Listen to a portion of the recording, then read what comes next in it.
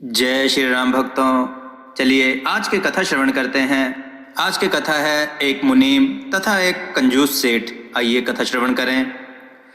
किसी नगर में एक सेठ रहता था। वह बहुत ही कंजूस था। किसी को भी 1 रुपया दान में नहीं देता था। उसकी दुकान पर अगर कोई मांगने वाला भिखारी भी आ जाता तो वह उसे फटकार कर भगा देता था। उसने अपनी दुकान पर एक मुनीम रखा था जो कि उसकी दुकान की आय व्यय का हिसाब किया करता था। उस पर वह आंख मूंद कर विश्वास करता था। उसकी दुकान बहुत ही अच्छे ढंग से चल रही थी। मुनीम बहुत ही ईमानदार व्यक्ति था। उसी के सहारे से वह दुकान चल रही थी। एक दिन उसके दुकान पर एक भिखारी आया। सेठ ने भिखारी को जैसे ही देखा बोला, तुम्हें क्या चाहिए? और कोई काम नहीं है मांगने के अलावा? जो आ जाते हो बार बार भीख मांगने, चलो निकलो यहाँ से। उसने फटकार कर उस भिखारी को भगा दिया। उसी समय मुनीम दुकान पर आ गए। उन्होंने उस भिखारी को देख लिया था। उसने इशारे से भिखारी को अपने पास बुलाया और कहा, क्या हुआ? वह बोला, बाबूजी, मेरी पत्नी बहुत बीमार है। मैं कुछ रुपए उधार मांगने आया था।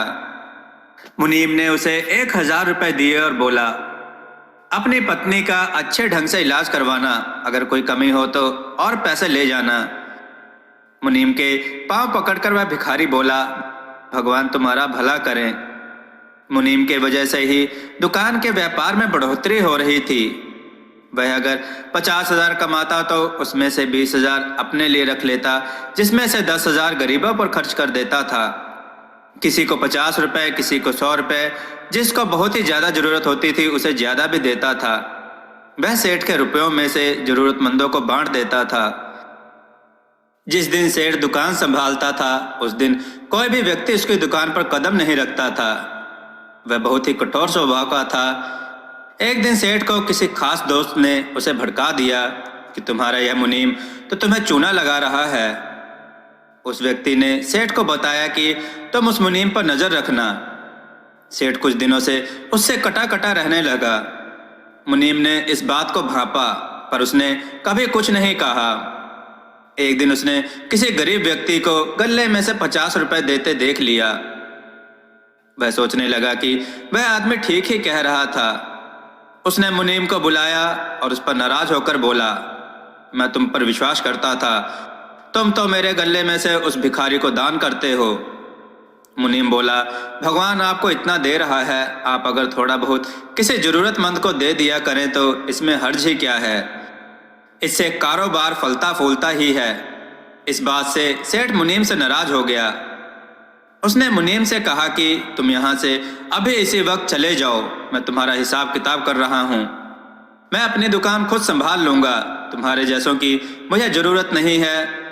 तुम जैसे पैसे देने पर बहुत मिल जाएंगे।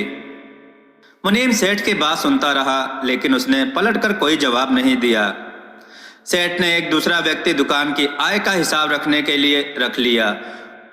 उस आदमी ने सेठ को बहुत नुकसान पहुंचाया और उसको लूटकर भाग गया।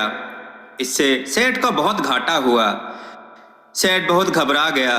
सेठ को समझ में आ गया था कि मुनीम जैसे ईमानदार और मेहनती इंसान को निकालकर उसने अच्छा नहीं किया। ऐसा ईमानदार इंसान मिलना बहुत ही मुश्किल है। वह उसको ढूंढने की बहुत कोशिश करने लगा मगर वह उसे कहीं नहीं मिला। एक दिन सेठ व्यापार के सिलसिले में दूसरे शहर को गया हुआ था। उसे एक कपड़े की दुकान पर मुनीम को काम करते देखकर बहुत खुशी हुई। मुनीम दूसरे शहर में कारोबार करने चला गया था। वहां पर एक कपड़े की दुकान पर काम में लग गया था। वहां पर वह बहुत ही खुश नजर आ रहा था। सेठ मुनीम को देखकर सोचने लगा, मैंने अपने सबसे वफादार सहायक पर अविश्वास करके बहुत गलत काम किया। वह मुनीम के पास जाकर बोला, देख भाई, मुझे माफ कर दे। मैंने तुझे निकालकर अच्छा नहीं किया, तू वापस काम पर आ जा। मुनीम बोला, सेठ जी, ऐसी गलती मैं अब नहीं करूंगा। पहले आप मुझे निकालते हो फिर वापस बुला लेते हो। मेरा कारोबार यहाँ पर बहुत ही अच्छा चल रहा है। सेठ बोला, मैंने तुझे गलत समझा। इसके लिए तू मुझे जो दंड देगा मैं सहर्ष स्वीकार कर लूंगा। मुझे किसी ने बहका दिया था। मैंने एक व्यक्ति को काम पर रखा था, उसने तो मेरी दुकान का कारोबार चौपट कर दिया और मुझे बहुत नुकसान पहुंचाकर भाग गया। मैंने तुम पर अविश्वास करके बहुत बड़ी गलती की है। मुनीम बोला, मैं तो यहाँ पर बहुत खुश हूँ। सेठ बोला, तुम कितने रुपए यहाँ पर कमाते हो? उससे ज्यादा रुपए मैं तुम्हें दूंगा, तुम वापस काम पर आ जाओ। मुनीम बोला, मेरी भी एक शर्त है, मैं काम पर तभी वापस आऊंगा अगर आप लेन देन के बारे में मुझसे कुछ नहीं पूछेंगे। आप तभी मुझसे पूछताछ करेंगे अगर आपको व्यापार में घाटा होगा। सेठ बोला, ठीक है, जो तुम्हारी मर्जी, तुम अपनी इच्छा से दुकान को संभालो। सेठ बोला, मेरा एक ही बेटा है, उसे भी मैंने अच्छी शिक्षा दिलानी है। मुनीम वापस काम पर आ गया। मुनीम एक दिन सेठ के पास जाकर बोला, आपके बेटे के अलावा इस दुनिया में और कोई नहीं है। आपकी संपत्ति को हथियाने की बहुत लोग योजना बना रहे हैं।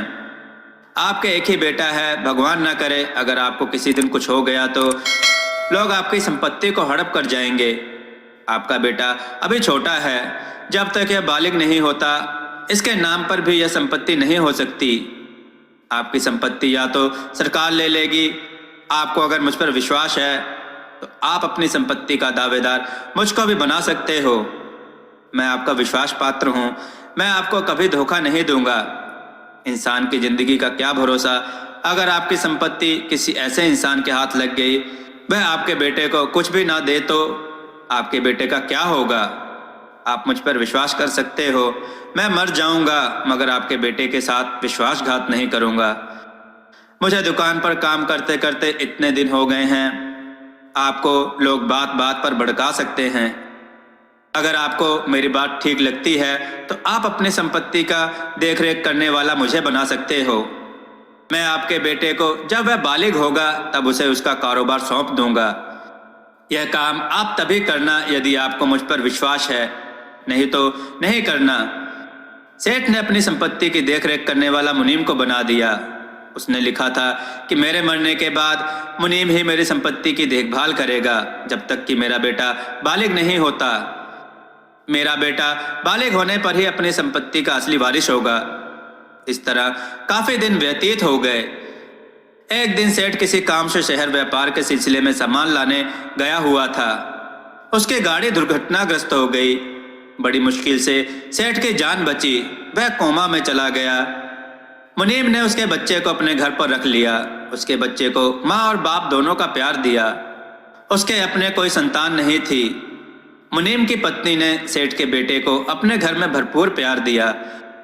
दुर्घटना में सेठ की याददाश्त भी चली गई थी। मुनीम सेठ को देखने हर रोज अस्पताल जाता था। उसे ठीक करवाने के लिए उसने डॉक्टरों की एक अलग से टीम लगा रखी थी, मगर वह कोमा से बाहर नहीं आया था। हर रोज उस पर हजारों रुपए खर्च करने पड़ते थे। जिन जरूरतमंदों को उसने पैसा दिया था, उन लोगों को जब सेठ की दुर्घटना का पता चला तो वे एक एक कर पैसे ला ला कर मुनीम को देते रहे। मुनीम ने जितने पैसे दिए थे वे उससे कई गुना पैसे लाकर मुनीम को देते रहे। उन्होंने कहा कि जब तक सेठ जी ठीक ना हो जाए तब तक हम पैसे इकट्ठा करके सेठ जी का इलाज करवाएंगे। 15 साल हो चुके थे। सेठ का बेटा 20 साल का हो चुका था। उसने सेठ के बेटे को इतना अच्छा इंसान बनाया, उसे पढ़ाया लिखाया और उसे बताया कि तुम्हारे पिता तो अस्पताल में जिंदगी और मौत के बीच जूझ रहे हैं। हम अपनी पूरी ताकत लगा देंगे तुम्हारे पिता को बचाने के लिए। सेठ का बेटा इंजीनियरिंग पूरी करके एक अच्छी कंपनी में लग गया था। मुनीम ने उसे बहुत ही होशियार और ईमानदार बनाया। वह अपने पिता को देखने अस्पताल में हर रोज जाता था। सेठ की याददाश्त धीरे धीरे वापस आ गई। मुनीम ने अपने दोस्त को गले लगाते हुए कहा कि शुक्र है तुम्हारी याददाश्त वापस आ गई। वह होश में आते ही बोला कि मेरा बेटा कहाँ है। बेटे को देखकर वह चौंक पड़ा। वह तो एक बड़ा लंबा चौड़ा नवयुवक हो गया था। 15 साल बाद वह कोमा से बाहर निकला था। मुनीम बोला, मैंने तुम्हारे बेटे को एक अच्छा इंसान बनाया। तुमने मुझ पर विश्वास किया, इसलिए इसका फल तुम्हारे सामने है।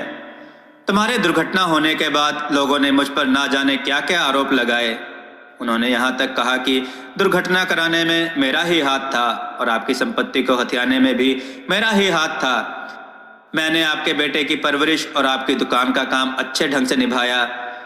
सेठ रो दिया। तुमने मुझे ठीक ही कहा था। इतनी भयंकर दुर्घटना हुई थी कि मेरा बचना नामुमकिन था। मुनीम बोला, यह तो कहीं ना कहीं आपके रुपयों का ही कमाल था। मैंने गरीबों और जरूरतमंदों को अपनी दुकान में से जो कुछ रुपए जो बच जाते थे उनमें से कुछ इन जरूरतमंद इंसानों को दिया करता था।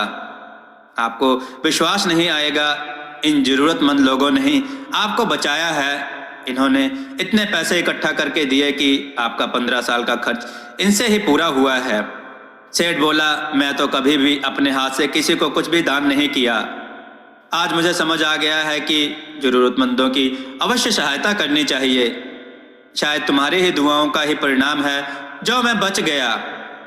सेठ बोला, आज तुम्हारी ईमानदारी की वजह से मैं सही सलामत तुम्हारे सामने हूँ। तुमने मेरे बेटे की परवरिश में कोई भी कमी नहीं छोड़ी। आज से मैं तुम्हें अपनी दुकान का हिस्सेदार और अपना छोटा भाई मानता हूँ। आज से तुम मेरे ही घर में रहा करोगे। आज से तुम्हें कहीं भी अलग जाने की जरूरत नहीं है। अपने बेटे को गले से लगाकर वह बोला, तुम इन्हें चाचा नहीं छोटे पापा कह सकते हो। बेटा, इन्होंने ही तुम्हारी देखरेख की है। सेठ का बेटा बोला, ऐसे ईमानदार पापा सबको दे भगवान। दोस्तों, हमें भी जरूरतमंदों की सहायता करनी चाहिए। दोस्तों, आपको यह कथा कैसी लगी? अपने विचार और सुझाव कमेंट में जरूर दें। हमारी कथाओं को लाइक करें, हमारे चैनल को सब्सक्राइब करना ना भूलें। हमारी कथाओं को शेयर जरूर करें जिससे लोगों को अच्छा ज्ञान प्राप्त हो। जय श्री राम भक्तों।